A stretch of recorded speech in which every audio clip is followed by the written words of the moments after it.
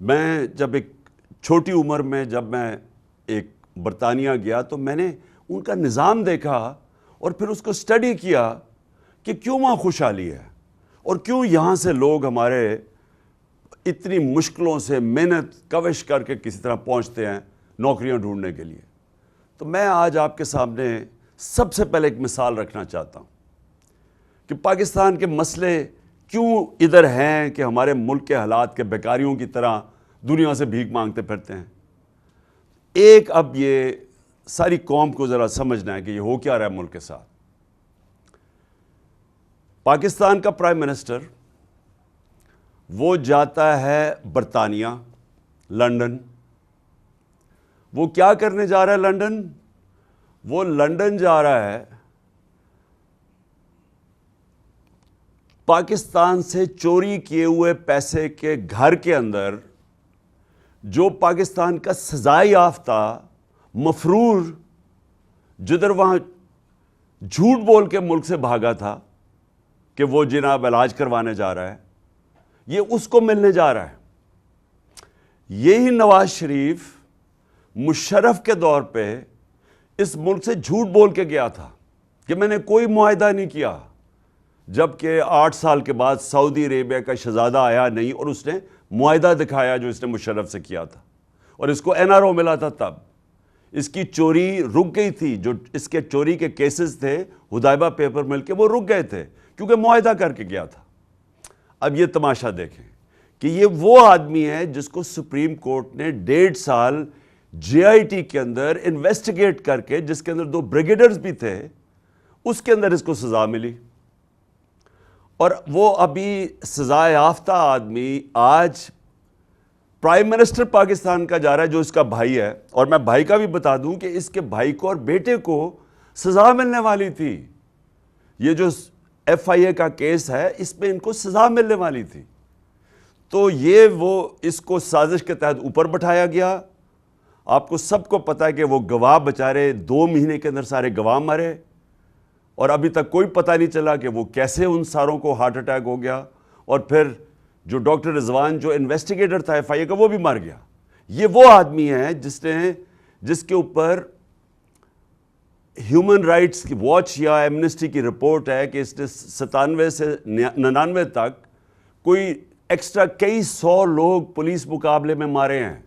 عابد boxer کا بیان ہے کہ یہ ہمارے سے پولیس مقابلے پہ لوگوں کو مرواتا تھا. یہ اور رانا ثناء اللہ ان کے اوپر ہے کہ انہوں نے ماڈل ٹاؤن دن دہاڑے پولیس کے ذریعے لوگوں کو قتل کیا، 12 لوگوں کو اور 60 لوگوں کو گولیاں لگی. اب یہ دیکھ لیں کہ یہ اب جا رہا ہے وہاں اور فیصلہ کیا ہونے لگا ہے؟ پاکستان کا فیصلہ.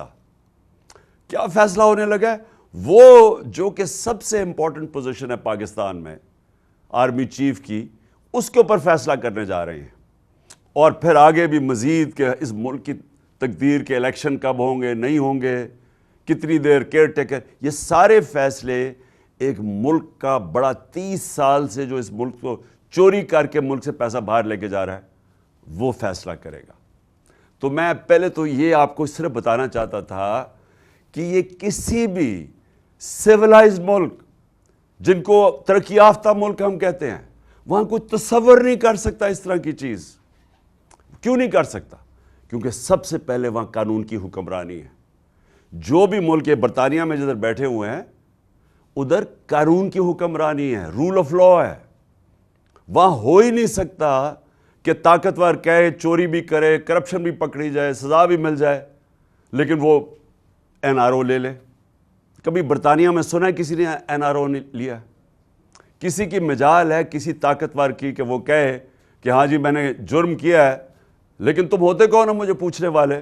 اور بلیک میل کر کے NRO لیا اس نے. مجھے جو لانگ مارچز کیوں کی تھی انہوں نے میرے خلاف، جو میرے خلاف 3 دفعہ لانگ مارچز کی تھی، کیوں کی تھی؟ NRO لینے کے لیے. کیوں انہوں نے ہمیں بلیک میل کیا تھا فیٹف کے اوپر؟ NRO لینے کے لیے کہ کسی طرح میں ان کی چوری معاف کر دوں. میری ساری تقریریں سن لے، پہلے دن سے میں نے کہا کہ میں ان کو NRO نہیں دوں گا. کیوں نہیں دوں گا؟ کیونکہ یہ کون سے ملک کا نظام ہے انصاف کا کہ بیچارہ چھوٹا چور جیل میں چلا جائے اور بڑے بڑے ڈاکو قانون کے اوپر چلے جائیں. تو اس کے اوپر تو میں بار بار کہہ بیٹھا ہوں کہ ہمارے نبی صلی اللہ علیہ وسلم نے 1500 سال پہلے کہہ دیا تھا کہ ایسے نظام نہیں چل سکتے جو چھوٹے چوروں کو جیل میں ڈال کر سکیں. تو تباہی کا تو سب سے پہلے یہ سبب ہے کہ رول آف لا ہی نہیں ہے پاکستان میں. یہ سارا جو تماشا ہو رہا ہے اس کا مطلب کہ یہاں قانون کی حکمرانی نہیں ہے, یہاں طاقت کی حکمرانی ہے. یہاں جو طاقتور ہے وہ جو مرضی چاہے کر سکتا ہے. جو یہ سارا اعظم سواتی کا کیس ہوا, یہ جو مجھے گولیاں لگی ہیں, میں ایف آئی آر ہی نہیں کٹوا سک رہا ملک کا ایکس پرائم منسٹر, کیونکہ طاقتور سامنے کھڑا ہوا ہے. جدھر طاقتور سامنے آتا ہے ادھر انصاف چلا جاتا ہے. صرف جو کمزور آدمی ہے, جو مرا ہوا ہے, جو بیچارہ گرا ہوا ہے, جو سارا دن دیہڑی کر کے محنت کرتا ہے, وہ بیچارہ صرف وہی آدمی ہے جو جیلوں میں جاتا ہے, کیونکہ اس کو کوئی پوچھنے والا نہیں ہے. وہ قصوروار ہو یا نہ ہو وہ جیل میں چلا جائے گا. طاقتور کو یہ اب آپ کے سامنے تماشا ہو رہا ہے کہ سارے ملک میں ڈیل کی جا رہی ہے. یہاں طاقتور ڈاکوؤں سے ڈیل کی جاتی ہے. ان کو جیلوں میں نہیں سزا نہیں ملتی, ڈیل ہوتی ہے. تو یہ ڈیل ہو رہی ہے سارے ملک کے سامنے. تو پہلی چیز تو میں یہ کہنا چاہتا تھا کہ کبھی بھی کوئی قوم جدھر قانون کی حکمرانی نہیں ہے وہ ترقی نہیں کر سکتی. آج ساری جو ڈیولپنگ ورلڈ ہے, جو غریب ملک ہیں, آپ ذرا ان کو ایک ایک ملک دیکھ لیں اور ایک ایک جگہ آپ کو ایک ہی چیز نظر آئے گی, وہاں طاقتور قانون سے اوپر ہے. وہ بھی پیسے چوری کر کے ملک سے باہر بھیج رہا ہے. وہ بھی باہر بینکوں کے اندر بڑے بڑے لنڈن نیو یارک میں بڑے بڑے محل خرید رہا ہے.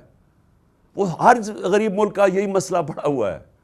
اور میرے نبی نے 1500 سال پہلے کہہ دیا تھا کہ تباہی کا سبب کیا ہوتا ہے, اور یہ ہمارے سامنے ہے. اور برطانیہ جدھر آپ بیٹھے ہوئے ہیں, ذرا پوچھیں کہ وہ پاکستانی ہوتے ہیں, ہماری کمیونٹی بڑی تکڑی برطانیہ میں, امریکہ میں, یورپ میں ہماری تکڑی پاکستانی کمیونٹی ہے. پوچھیں تو صحیح ان سے کہ کیوں وہ نکلتے ہیں ہمارے لیے, کیوں وہ تحریک انصاف کو سپورٹ کر رہے ہیں.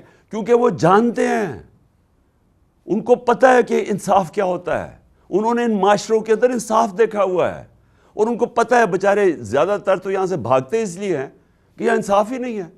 لوگ آپ کسی کی زمین پہ قبضہ کر لیں, وہ بیچارہ ٹکرے کھاتا رہے گا اگر طاقتور سامنے کھڑا ہو گیا. کیوں نہیں ہے برطانیہ میں قبضہ گروپ؟ پوچھے نا, برطانیہ میں کیوں نہیں قبضہ گروپ؟ کبھی کوئی تصور ہے کہ قبضہ گروپ آ سکتا ہے؟ یورپ میں کیوں نہیں ہے قبضہ گروپ؟ امریکہ میں کیوں نہیں ہے قبضہ گروپ؟ یہ تو صرف وہ بنانا ریپبلکس میں ہوتے ہیں. بنانا ریپبلک کا مطلب ہوتا ہے کہ جس قوم میں انصاف نہیں ہوتا, جس قوم کے اندر یہ جب طاقت کی حکمرانی یعنی جنگل کا قانون ہوتا ہے تو وہ تباہ ہو جاتے ہیں.